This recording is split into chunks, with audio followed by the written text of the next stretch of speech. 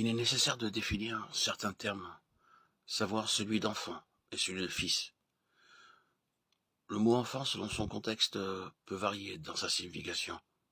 Dans Jean 1,12, mais à tous ceux qui l'ont reçu, à ceux qui croient en son nom, elle a donné le pouvoir de devenir enfants de Dieu. Ici, le terme enfant précise que par nouvelle naissance, nous devenons membres de la famille de Dieu. Dans 1 Corinthiens 3,1, pour moi, frère, ce n'est pas à des hommes spirituels que j'ai pu parler, mais comme à des enfants en Christ. Aussi, dans Hébreux 5,13, or quiconque en est au lait n'a pas l'expérience de la parole de justice, car il est un enfant. Dans ces deux passages, le terme enfant est synonyme d'immaturité spirituelle, d'infantilisme. Voyons le mot fils dans Romains 8,14, car tous ceux qui sont conduits par l'Esprit de Dieu sont fils de Dieu. Dans Galates 4,7, si tu es fils, tu es aussi héritier par la grâce de Dieu.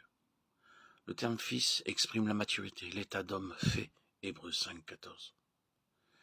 À la nouvelle naissance, notre esprit qui vient de recevoir la vie éternelle est à l'état latent et dans l'infantilisme.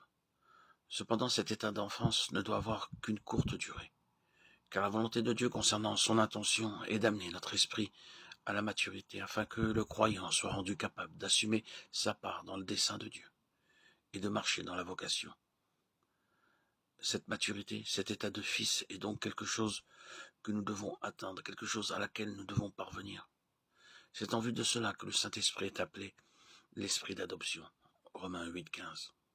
Car l'adoption divine est celle des croyants parvenus à la pleine maturité, ceux dont l'Esprit aura été formé à travers les voies de Dieu et la discipline spirituelle.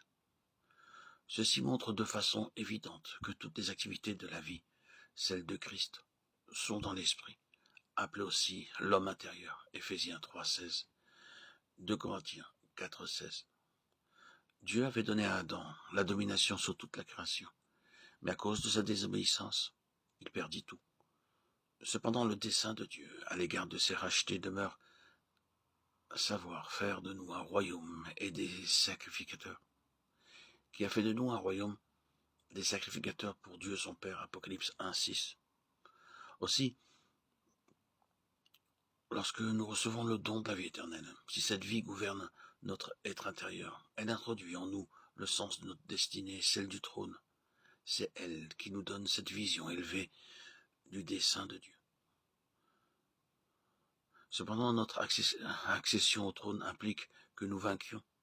Celui qui vaincra, je le ferai asseoir avec moi sur mon trône, comme moi j'ai vaincu et me suis assis avec mon Père sur son trône. Apocalypse 3,21. Et ailleurs, celui qui vaincra héritera ces choses. Je serai son Dieu et il sera mon fils. Ainsi Dieu ne désire pas seulement des gens rachetés, mais des rois, et cela présuppose une préparation, une formation, par une discipline, sous une autorité. L'héritage et le trône sont inséparables de la maturité spirituelle, qui est l'état de fils. En tant que croyants, nous sommes également sacrificateurs dans l'ancienne alliance.